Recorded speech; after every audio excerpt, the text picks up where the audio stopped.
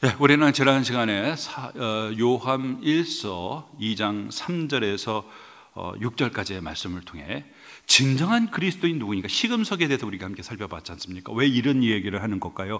사도 요한의 섬겼던 이 요한 공동체, 이 요한이 섬겼던 이 교회 안에 엄청난 사건이 벌어졌죠. 여러분, 이전에는 바깥에서 들어와서 혼란을 일으켰는데 교회 내부 안에서 이단적인 가르침이 퍼져가면서 일단의 사람들이 교회를 떠나가 버렸습니다. 그들은요, 뭐라고 말하면 예수가 육체로 오심을 부정을 했고요, 예수가 그리스도이심을 부정을 했습니다. 그러면서 그들이 나가면서 뭡니까? 우리는 참된 진리 가운데 거하고 우리는 하나님과 사귑 교제하고 우리는 하나님께로 가까이 간다. 그러나 너희들은 잘못된 진리 가운데 거한다고 그들을 비방하면서 아마도 떨어져 나갔겠죠. 그러다 보니 약간의 신학적인 혼란이 있을 수가 있습니다. 영적인 침체 가운데는 성도들의 그 침체로부터 어떻게 돼요? 그들의 구원의 확신을 불어주기 위해서 사도 요한이 쓴 편지지 않습니까? 그때 시금석이 뭘까요? 참된 그리스도인과 거짓된 그리스도인의 구별하는 시금석이 사도 요한은 첫째가 뭐냐면 순종이다. 이 점을 3절에서 6절에 얘기하고 있죠. 여기 보시면 3절에 보세요. 우리가 그의 계명을 지키면, 4절입니다. 그의 계명을 지키지 아니하는 자는, 5절입니다. 누구든지 그 말씀을 지키는 자는, 그리고 6절입니다. 그가 행하신 대로 자기도 행할지니라. 여러분, 강조하는 게 뭐죠? 그의 계명 말씀 행하는 대로, 한마디로 보니까 하나님의 말씀에 순종하느냐 순종하지 않느냐 이거예요. 여기 보면 사도 요한이요, 좀 다양한 용어를 씁니다. 지금 여러분, 이 사도 요한이 하나님과의 교제와 나눔, 그죠? 이 교제와 나눔에 대해서 뭐라고 또 다른 표현 쓰냐면은, 여러분 보시면은 이 3절에 우리가 그를 아는 줄로, 4절에 그를 아노라 하고, 그리고 또한 어떻습니까? 5절 하반절에 보면 이로써 우리가 그의 안에 있는 줄을 아노라, 6절에 그의 안에 산다고 하는 것, 다 똑같은 용어예요. 여러분, 하나님과 사귄다는 게 뭐냐면 그를 안다는 것, 그 안에 거한다는 것, 같은 의미예요. 똑같은 의미를 다양한 용어로 사용하고 있는 거예요. 그러니까 하나님과 사귀고 하나님과 교제하고 그를 안다고 하고 그의 안에 거한다고 한다면은 어떤 것을 보여줘야 되냐? 말씀에 순종해야 된다는 거예요.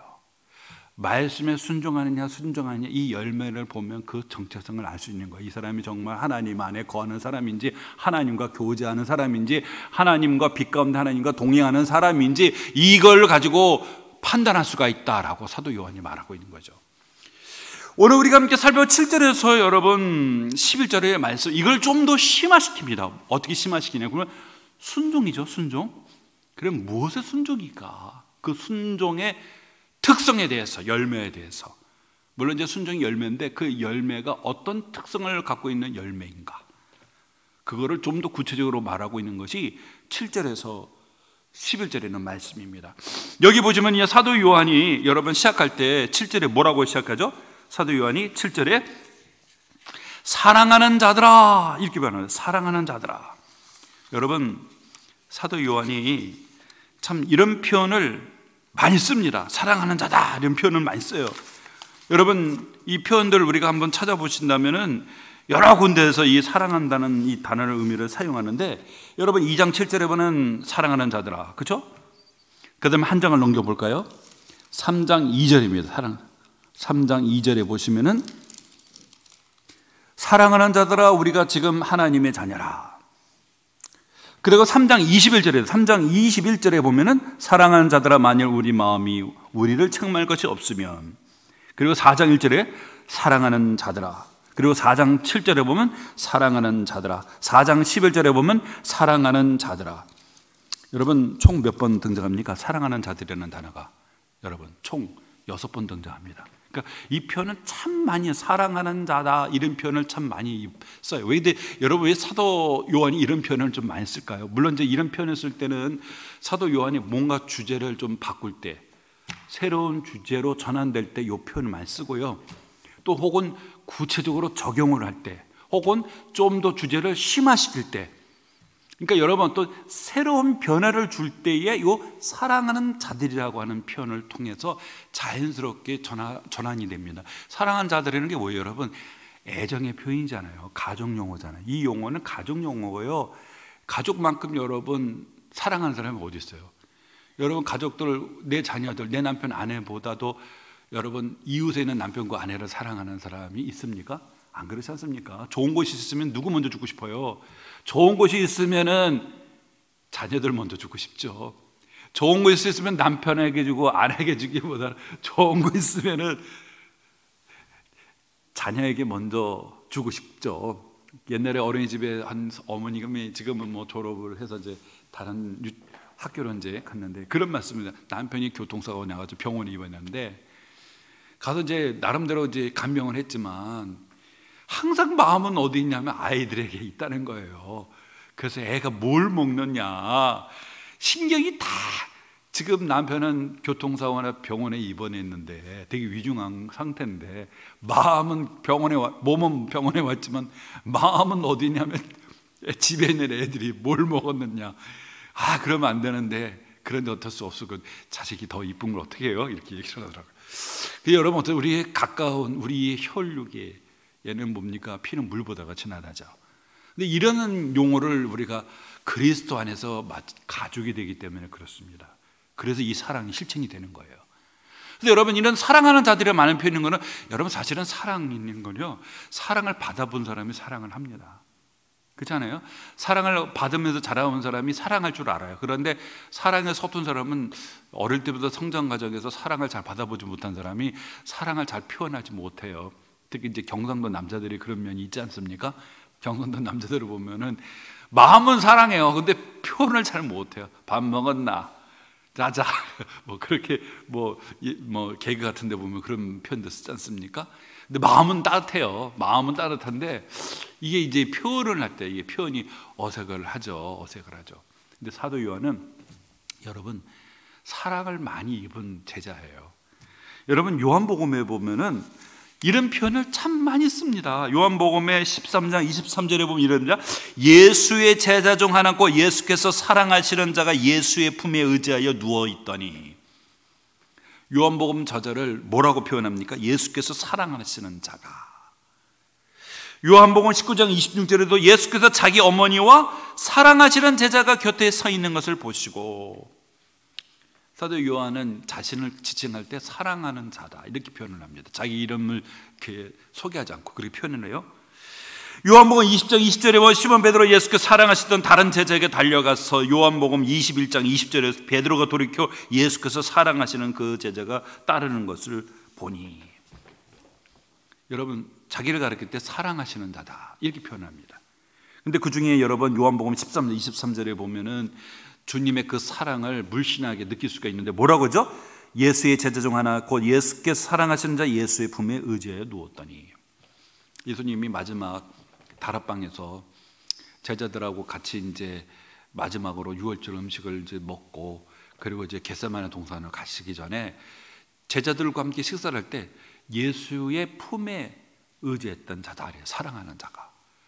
그러니까 여러분 사실 여러분 나이로 보면은요, 예수님이 제자들보다 나이가 제일 연소합니다.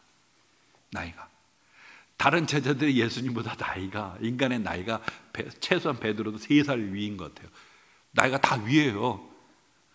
그런데도 예수님을 나이로 본 것이 아니죠. 육신대로 본 것이 아니죠. 그럼 품에 의졌다는 게 뭡니까? 예수님의 그 품에 안겨 있다는 거예요. 머리를, 여러분 자녀들 보면은 무릎팍에 이렇게 자네 누울 때가 있잖아요. 제자가 그렇게 누운 거예요. 그러니까 얼마나 예수님을 사랑하고 가까이, 예수님도 기꺼이 허용하시고 그만큼 사랑을 많이 입은 거죠. 그러니까 이렇게 사랑을 입은 사람이 여러분 사랑할 줄 아는 거죠. 근데 여러분 요한 1서만 해도 무려 6번이나 중요한 적용을 할 때나 주제를 좀 더 심화시킬 때나 새로운 주제로 전환될 때 항상 뭡니까? 따뜻한, 마치 가족과 같은 그런 마음으로 사랑하는 자다, 사랑하는 자요, 사랑하는 자요, 이렇게 사도 요한이 제일 많이 사용하는 건 그만큼 사랑을 입었기 때문에 여러분 사랑을 많이 하는 거예요. 그런데 여기서 여러분 한글 성경에는 그게 잘 안 나타나는데 여기서 사랑하는 자여할 때요, 사랑하는 자들아 할 때 이게 이제 원어적으로 보면은요 아가페토스라는 단어 썼어요. 이게 여러분 이 형용사거든요. 근데 이 아가페토스라고 하는 이 에토스라는 단어가 붙으면 이게 형용사가 형용사예요. 수동이에요. 수동. 그러니까 여기서 사랑하는 자들아라는, 사실은 여기서 사도 요한이 자기가 사랑하는 애정의 표현이 아니라 어떤 표현이냐면 사랑하심을 입은 자들한테인 거예요. 사랑하심을 입은 자들이야. 수동태예요. 능동태가 아닙니다. 자기가 자기의 애정을 지금 표현하는 게 아니라 뭡니까? 하나님의 사랑을 입은 자들이라는 뜻이에요. 너희들은. 그러니까 지금 이 편지를 통해 이 편지를 받는 성도의 정체성이 분명히 드러나고 있는 거죠. 사랑을 누가 사랑한 거예요? 하나님이 사랑한 거예요. 여러분, 하나님이 사랑한다라는 것은 특별히 창조주는 하나님의 택하심 속에, 그러니까 다시 말해서 사랑한다라는 표현은 뭐냐면 하나님의 구별된 특별한 백성들이라는 거예요. 더 나아가서 쭉 구약과 연결하면 하나님의 언약 백성이라는 뜻입니다. 하나님의 은혜가 아니고서는, 하나님의 사랑이 아니고서는 구별될 수 없는 하나님의 사랑하심을 입은, 여러분 그리스도인 누구입니까? 하나님의 사랑을 입은 자가 바로 그리스도인인 줄로 믿습니다. 여러분 고린도서 5장에 보면 사도 바울이 자신에 대해서 변호를 하면서 이런 말을 합니다. 내가 미쳤어도 하나님을 위한 것이요 정신이 온전하이도 너희를 위하는 것이다 라고 사도 바울이 고린도서 5장 5장 14절에서 그렇게 얘기를 하고 있거든요. 왜 그런 말을 하냐면 이 사도 바울을 뒤에 가서 비방하는 사람들이 뭐라고 얘기했냐면 사도 바울을 미쳤다고 그랬어요. 저 사람 미쳤다고. 아이 뭡니까? 제정신이 아니면 뭐 배를 타고 막 유럽 대륙에 와가지고 막 자비랑으로 막 선교를 하고 막 고난도 막 받고 막, 그런데도 막 이 사람이 그냥 굴하지 않냐고 복음을 전하는 이런 모습들이 거짓된 사도들, 거짓된 교사들의 눈에는 미친 사람, 광인으로 보인 거예요. 그래서 사도 바울이 그들의 말을 인용한 거예요. 내가 미쳤어도, 그래 니들 말대로 나 미쳤다. 내가 미쳤어도 내가 하나님을 위해서 미친 것이고 온전한 너희를 위한 것이다 라고 그들의 말을 차용하면서 바울이 얘기하는 거거든요. 그런데 그 얘기를 하면서 왜 바울이 그렇게 희생하고 헌신하느냐, 우겨쌈을 막 당하고 답답한 일을 당하고 핍박을 당하고 거꾸로뜨림을 당해도 바울이 굴하지 아니하고 그 고난 중에서 복음을 전한 이유가 뭐냐? 그리스도의 사랑이 나를 강권하는 도다. 여러분 유명한 구절이잖아요, 그렇죠? 그리스도의 사랑이 나를 강권하는 도다. 그리스도의 사랑 때문에 그렇게 행한다는 거예요. 예? 세상 사람들 눈에는 이상하게 보이는 거예요. 거짓된 교사, 저거 미친 사람이라고. 니들 자세히 봐라. 저 사람 제정신이 아니야. 정신병자야. 그런데 지금 와서 사도라고 그랬어. 그런데 바울이 그래, 니들 말대로 내가 미쳤다. 난 미쳐도 하나님을 미친 거야. 근데 내가 왜 그렇게 미쳐? 그렇게 목숨을 걸면서 여러 번 거꾸로튀김을 당한다는 건 바닥에다 내팽개쳐졌다는 뜻이거든요. 그런 와중에서도 우겨쌈을 당하고 또 거꾸로튀김을 당하고 핍박을 당하고 그런 고난을 당해도 굴하지 아니하고 낙심하지 아니하고 예수의 그 복음을 전파하는 것은 내가 사랑을 입었기 때문에 그렇다는 거예요, 바울이. 그리스도의 사랑이 강권이라는 단어가 뭐냐면요, 숨에코라는 헬라어 단어 썼는데 사로잡다는 뜻이에요.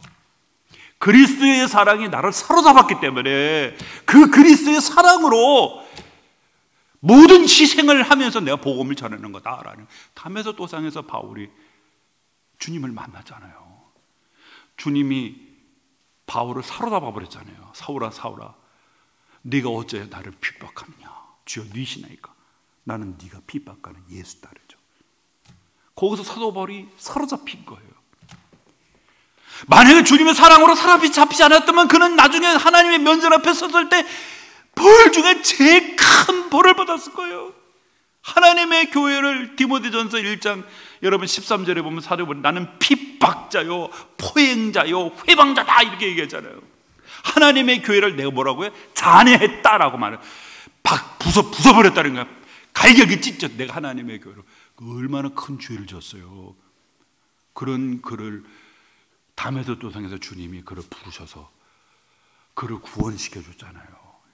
이보다 더 큰 사랑이 어디 있어요? 그 사랑이 설명이 안 되는 거예요. 그 사랑이 나를 사로잡았기 때문에 바울이 그렇게 희생을 무릅쓰고 목숨을 걸고 복음을 전하게 됐다. 이거예요. 사도 바울이 얘기하는 거죠. 여러분, 사랑하는 자다라고 했어요. 주님의 하나님의 사랑을 입은 사람들입니다. 하나님의 사랑을 입지 않은 어느 누구도 예수를 믿을 수가 없어요. 사랑. 그래서 오늘 이 말씀은 사실은 사랑을 입은 사람만이 이 말씀을 받을 수가 있고 이해할 수 있고 실천할 수가 있는 거예요. 사랑하심을 입지 않은 사람들에게 이런 실천을 얘기할 수가 없어요, 여러분. 근데 오늘날 기독교 중에 어떤 운동을 하시는 분들은 오늘날 세계의 가장 불행한 것은 이 기독교의 가장 중요한 덕목의 윤리인 사랑의 이해 부족과 실천의 부족이 있다 이렇게 얘기합니다. 그래서 그리스도의 사랑을 실천해야 된다고. 그런데 여러분, 그리스도의 사랑을 아무리 귀하다 내가 나팔을 불고 보이는 곳마다 사랑, 보이는 곳마다 사랑, 잠잘 때도 사랑 계속 해도 불신자들은 이걸 실천할 수가 없어요. 그걸 실천할 능력도 없어요. 이거는 사랑을 입은 사람만이 실천할 수가 있고 실천할 능력이 있고 실천할 수 있는 가능성이 있는 겁니다. 안 믿는 사람들에게는 이런 기독교의 윤리, 덕목, 여러분 불가능한 사람한테 계속해서 실천하라는 거랑 마찬가지예요. 집에 있는 강아지를 앉혀놓고 사랑 계속, 걔가 어떻게 사랑 실천합니까? 근본이 다른데, 본성이 다른데 실천할 수가 없는 거예요. 실천할 수 없는 사람이 그 고문이에요. 게다가 교회 안에 있다가 삐딱하게 해서 나중에 교회를 떠나는 사람들이 있어요. 그래가지고 교회를 그렇게 비방하는 사람들이 그게 보면은요, 어렸을 때 너무나 과도하게 신앙의 교육과 분위기에 계속 있다 보니까 기독교 자체가 너무 싫은 거예요. 너무 싫은 거예요. 왜 그랬을까요? 인간의 내면의 변화가 없이는 사랑을 실천할 수가 없는 거예요. 그 사람에게는 그게 짐입니다. 짐덩어리예요. 괴롭히는 거예요. 차라리 가서 재밌는 거 보고 세상 쾌락 누리며 살아가는 게 좋지. 예? 누구 말대로 무슨 룸카페 뭐죠? 뭐 룸살롱인가 나이트클럽에 가는 뭐 그런 데 가서 술 먹고 노는 게 낫지. 그 교회 안에서 여러분 이렇게 여러분 앉아서 말씀을 듣는 거 고문당하는 거예요. 고문당하는 거예요.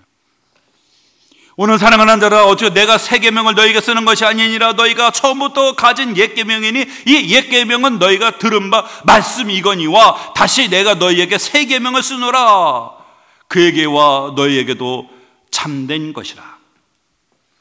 오늘 여러분 사도 요한이 사랑하심을 입은 사람들에게 지금 권면을 하는데 이 권면하는 것은 새로운 것은 아니라는 거예요. 지금 새로운 것이 아니에요. 너희들이 이미 다 알고 있는 거, 다 이미 알고 있는 거를 지금 얘기하는 것이지 뭔가 또 새로운 걸 덧붙인 것은 아니다라는 거예요. 근데 왜 여기서 여러분 사도 요한은 옛 계명하고 새 계명이라고 구분을 지을까요? 왜 옛 계명하고 새 계명이라고 구분을 지을까요? 여러분 예수님도요, 요한복음 13장 34절에 보면은 다락방에서 제자들을 앉혀놓고 이렇게 교훈했어요. 새 계명을 너에게 주노니 서로 사랑하라. 새 계명을. 아니 오늘 보면은 옛 계명인데 이 옛 계명은 너희가 들은 바 말씀이거니와 이렇게 얘기하고 있어요. 내가 새 계명을 너희가 쓰는 것이 아니다라고 분명히 말했어요. 새 계명 쓰는 것이 아니고 너희가 처음부터 가진 옛 계명인데, 그러니까 뭐예요? 옛 계명이나 새 계명이나 다를 바가 없다는 거예요. 그 내용 면에서 다 똑같은 거라는 거예요. 내가 지금 말을 하는데 지금 뭐 세 계명을 내가 얘기하는 게 아니다. 너희들 이미 다 듣고 알고 있는 거다. 옛 계명, 너희들 알고 있는 옛 계명, 그 계명을 지금 얘기하는 거다라고 말하고 있어요. 근데 왜 옛 계명과 새 계명이라고 구분을 짓는 걸까요? 예? 여러분, 오늘 이 계명의 핵심 키워드 내용이 뭘까요? 오늘 이 계명의 핵심은 쭉 여러분이 문맥을 읽어보시면 알 겁니다.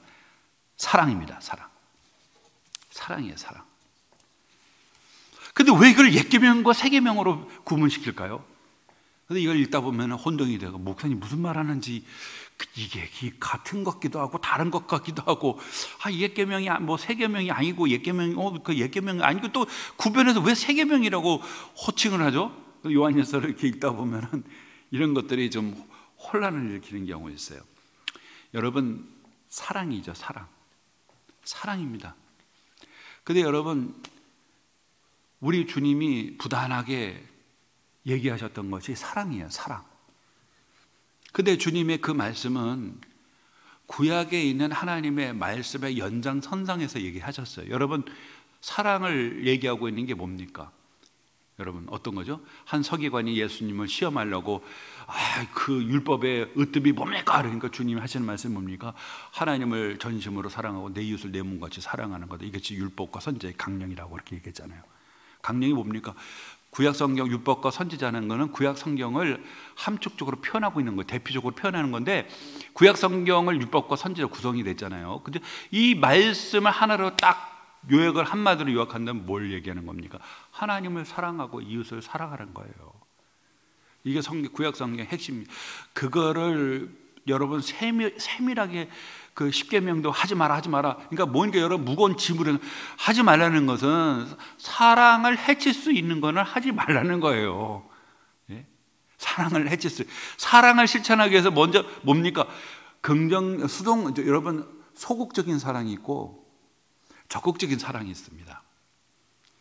여러분, 소극적인 사랑은 먼저 타인에게 폐를 끼치지 않는 거예요. 타인에게 폐를 끼치지 않는 겁니다. 소극적인 사랑. 내 입술을 통해 내 옆에 있는 사람들을 상처를 주고 아픔을 주고 막 이런 거 있지 않습니까? 소극적인 사랑은 뭐냐면 내 주변에 있는 사람들에게 마음을 아프게 하거나 상처를 주지 않는 겁니다. 그게 사랑의 시작이에요.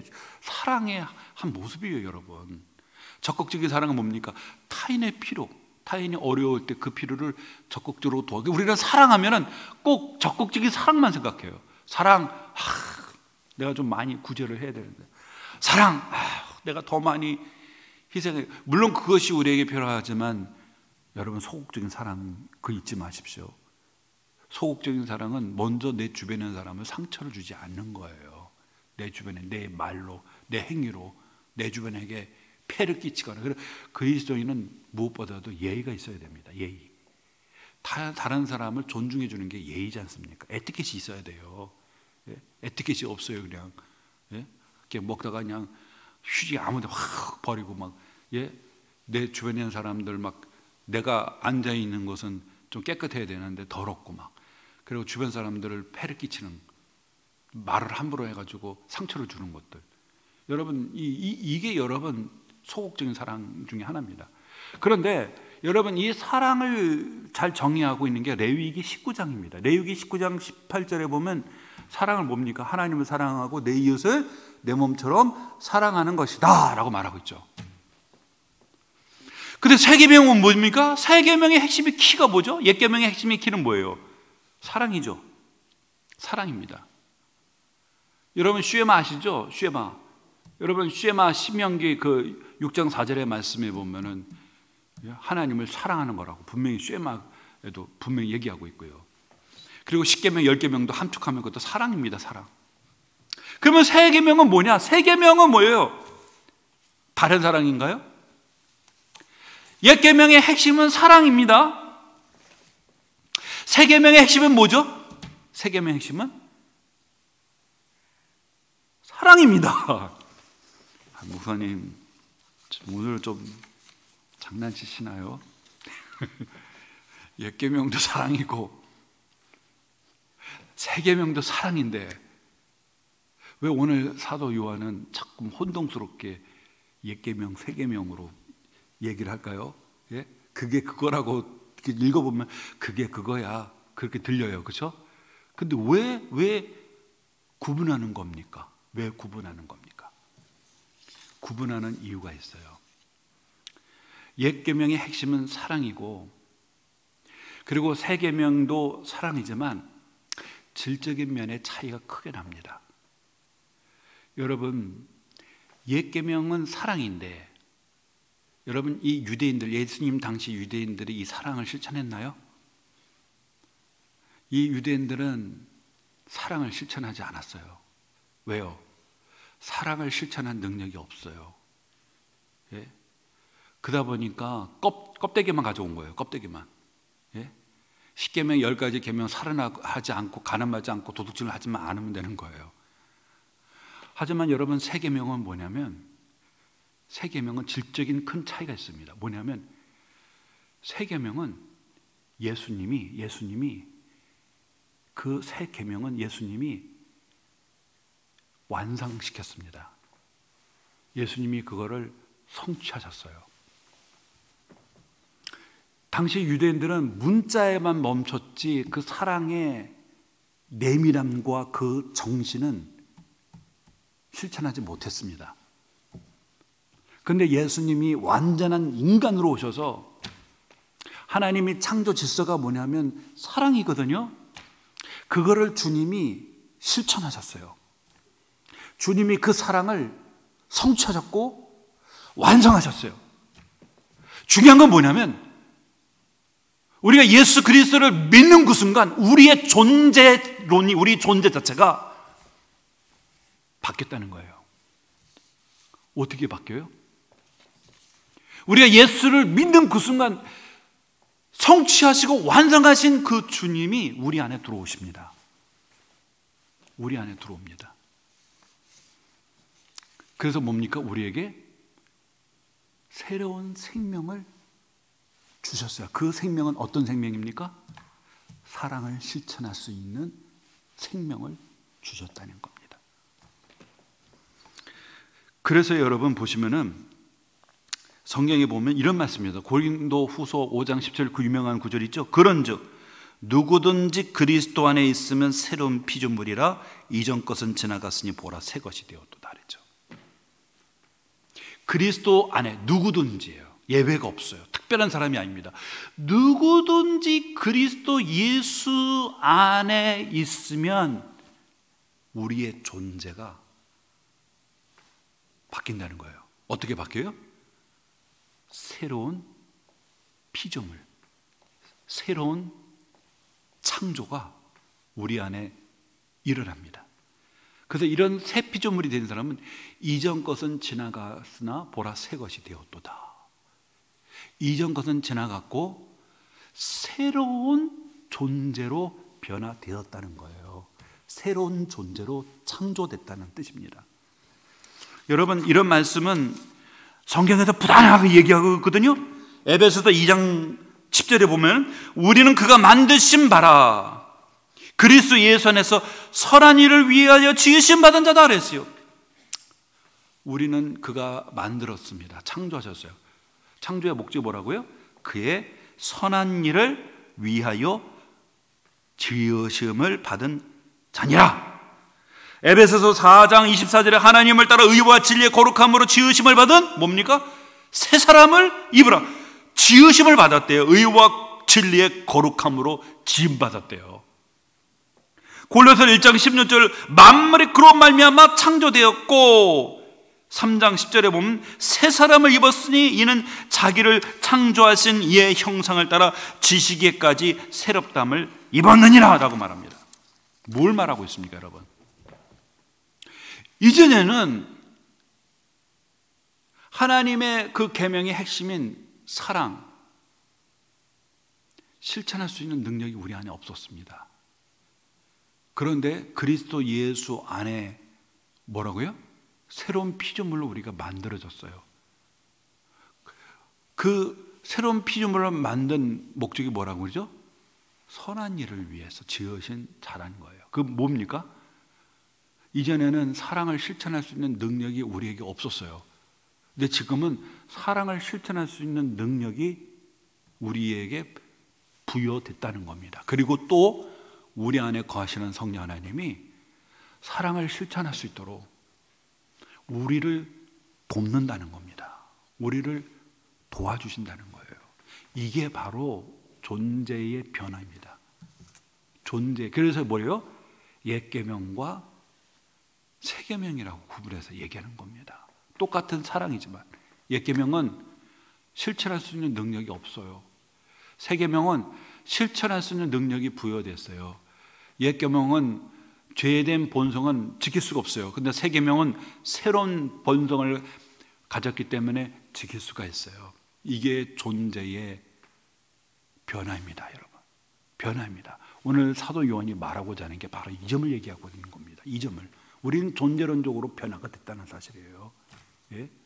이전 것은 지나가고 이제는 새 것이 된 존재의 변화가 됐기 때문에 사랑을 실천할 수 있는 능력이 부여됐고, 우리가 사랑을 실천할 수 있도록 성령 하나님이 우리를 도우신다는 사실이죠.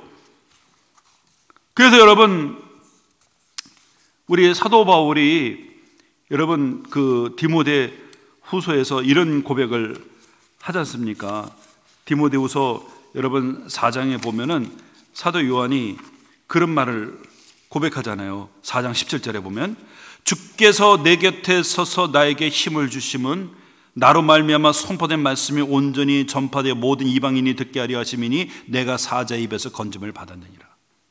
주께서 내 곁에서 내게 뭐라고요? 힘을 주셨다는 거예요. 그래서 어떻게 해요? 바울이 담대하게 법정에서 복음을 진술할 수 있었어요. 예? 누가 도우시는 겁니까? 주님이 도우십니다. 디모데전서 1장 12절에 나를 능하게 하신 그리스도 예수 우리 주께 내가 감사하면 나를 충성되이 여겨 내게 직분을 맡겼다는 거예요. 내 주신 직분을 감당하도 누가? 나를 능하게 해서 나에게 힘을 내 안에 힘을 불어넣어 주신 분 누굽니까? 하나님이 불어넣어 주셨다는 거예요. 그래서 여러분 오늘 사도 요한이 옛 계명과 새 계명을 구분해서 얘기하는 겁니다. 그래서 여러분 8절에 보세요. 다시 내가 너에게 새 계명을 쓰노니 그에게와 너에게 참된 것이라. 이는 어둠이 지나가고 참빛이 벌써 비침이니라. 오늘 여러분 그 설명하잖아요. 이는 어둠이 지나가고 뭐라고요? 참빛이 벌써 비침이니라. 존재론적인 변화가 생겼잖아요. 이제는 어둠 가운데 있었어요. 그런데 이제는 어떻습니까? 우리의 내면에 누가요? 참빛이 이미 비칩니다. 우리 안에서 새 생명의 빛이 우리 안에서 비추고 있어요. 이전에는 존재가 어떤 존재였죠? 어둠에 있는 존재였어요. 어둠의 왕국에 있어요. 여러분 골로새서 1장 13절에 보면은 사도 요한이 구원이라는 속죄가 뭐냐고 설명할 때 뭐라고 설명합니까? 흑암의 권세에서 그의 사랑에 하는 아들의 나라로 옮겨졌다. 그래서 이거를 케자만이라는 독일학자가 말하면 주권 전위 사상이다. 이렇게 얘기해요. 주권 전위 사상. 뭐냐면 왕국이 바뀌었다는 거예요. 흑암의 왕국에서 그의 사랑하는 아들의 나라로, 이걸 빛의 왕국이라고 말하죠. 그 왕국으로 우리가 시민권이 바뀌었다는 거예요. 주권이. 전에는 흑암의 권세, 사단의 주권 아래에 있었어요. 그랬던 우리가 그리스도의 십자가의 은혜로 누구에게로? 그의 사랑하는 아들의 나라로, 빛의 나라로 옮겨졌다는 겁니다.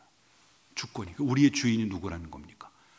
하나님, 주님이 우리의 주권이고 그분이 우리를 말씀으로 통치합니다. 그리고 우리는 빛 가운데 걸어가고 빛 가운데 행할 수가 있는 거예요. 이를 다른 말을 뭐냐면 우리의 존재가, 우리의 근본이 완전히 바뀌었어요. 그 결정적인 분수령이 뭘까요? 십자가입니다. 십자가. 십자가가 완전히 갈라버렸어요. 십자가에 못 박혀 죽었나니. 우리가 예수 그리스도를 믿고 주님이 우리 죄를 모두 짊어지시고 십자가에서 못 박혀 죽으셨음을 믿는 그 순간에 우리 안에 엄청난 영적인 변화가 생긴다는 겁니다. 어떤 변화 생깁니까? 우리 안에 있는 죄가 그리스도의 십자가로 못이 박혀버렸어요. 죽은 겁니다. 그리고 주인이 달라집니다. 이제는 사단이 주인이었는데 이제는 사랑의 아들이 주인으로 우리의 시민권이 여러분 전이가 된 겁니다. 옮겨져 버린 거예요. 이게 구속이고 그리고 이것이 속죄 사역의 결과라고 여러분 사도 바울이 골로새서 1장 13절에서 얘기하고 있지 않습니까? 그래서 오늘 보면 이는 어둠이 지나가고 참빛이 벌써 비침이라는 거예요.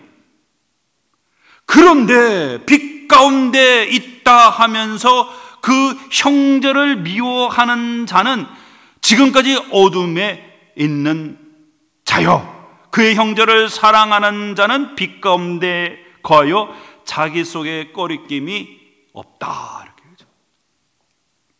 오늘 빛 가운데 내가 거하고 있다, 빛의 왕국에 있다라고 말하면서 형제를 미워한다는 거예요. 그럼 거기 자기 착각이에요.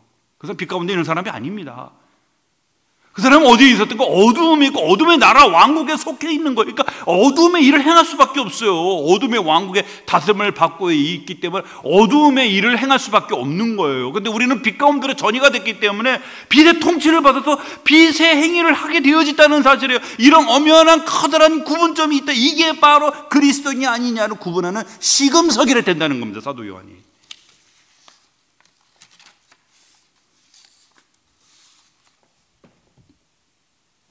빛 가운데 나는 거하고 있다면서 어둠의 일을 행하고 있다. 그 어둠이 뭐예요? 형제를 미워하는 거잖아요. 그렇다면 그 사람은 소속이 어디예요? 소속이 어둠에 있는 거죠. 어둠의 나라에 있는 거죠. 빛의 나라에 있는 게 아닙니다. 그것은.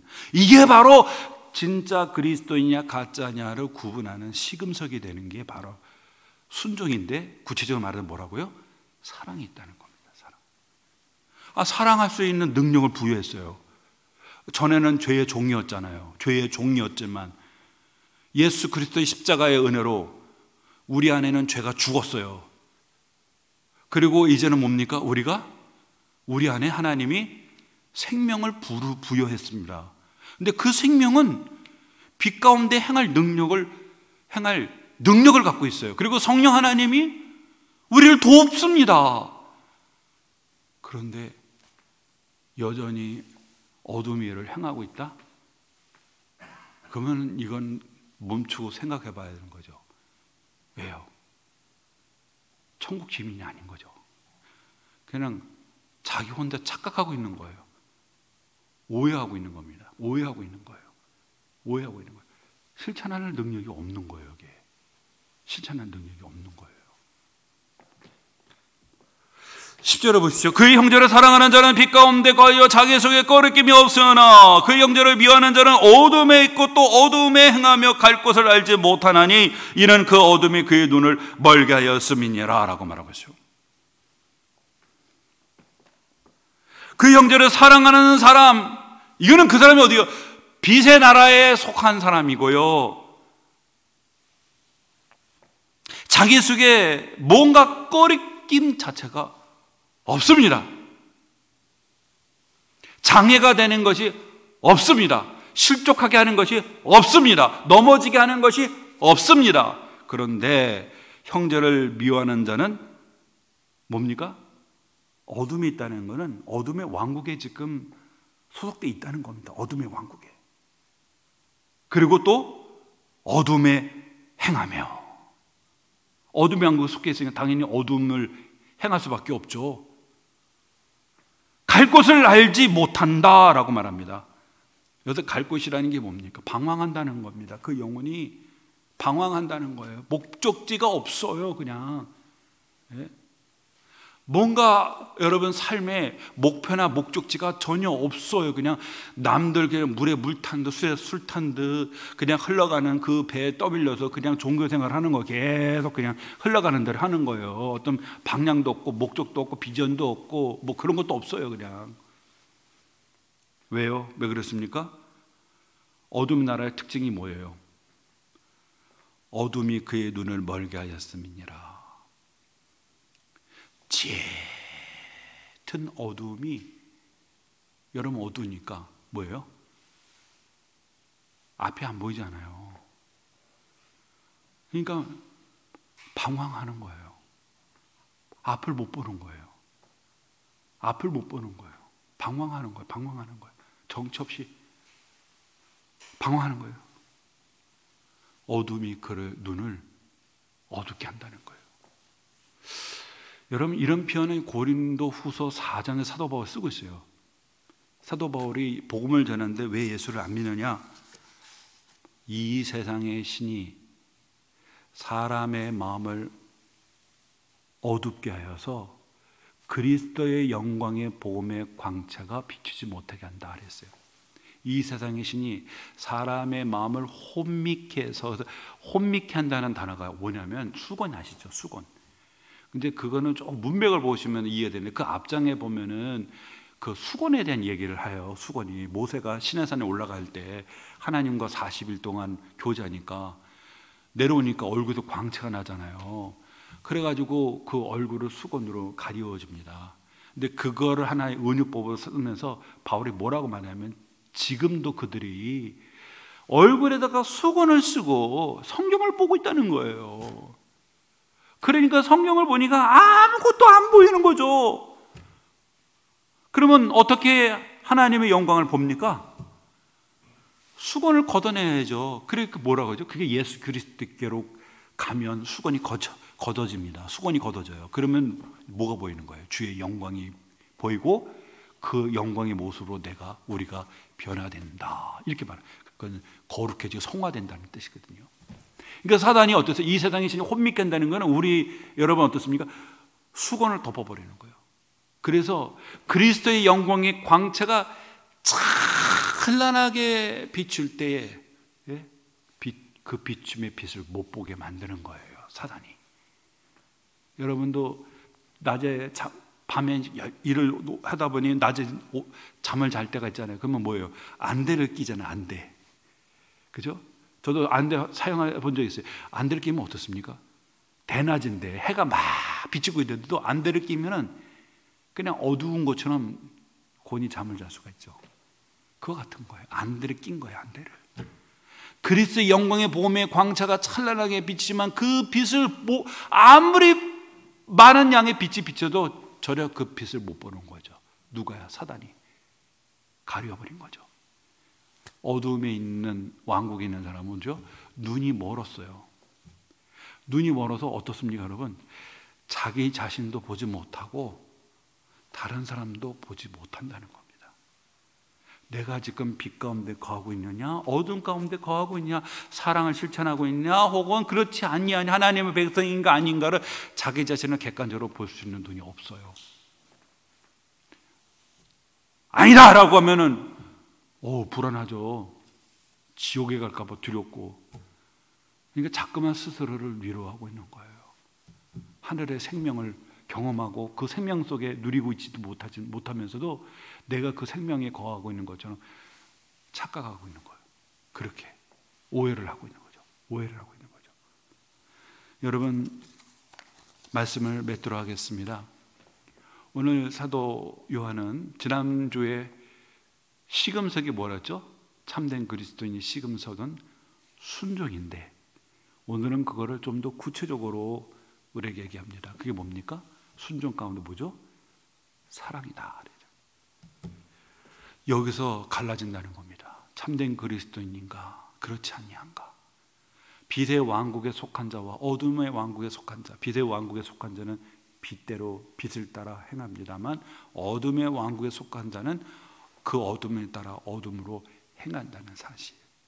이게 바로 여러분 구분점이라는 사실이죠. 우리는 어떻습니까? 우리는 빛 가운데 걸어가고 있나요? 그리스도의 그 사랑 가운데 걸어가고 있나요? 우리의 정체는 새 생명을 가진 자로서의 인생의 길을 걸어가고 있나요? 오늘 이 말씀을 우리가 겸허히 생각하면서 이 말씀 속에서 성령 하나님이 우리 각자에게 주시는 그 음성을 듣고 믿음의 결단을 내리며 그리스도의 예수 안에 거하기를 기뻐하고 헌신하는 저와 여러분 되기를 주 이름으로 축원합니다. 기도하겠습니다.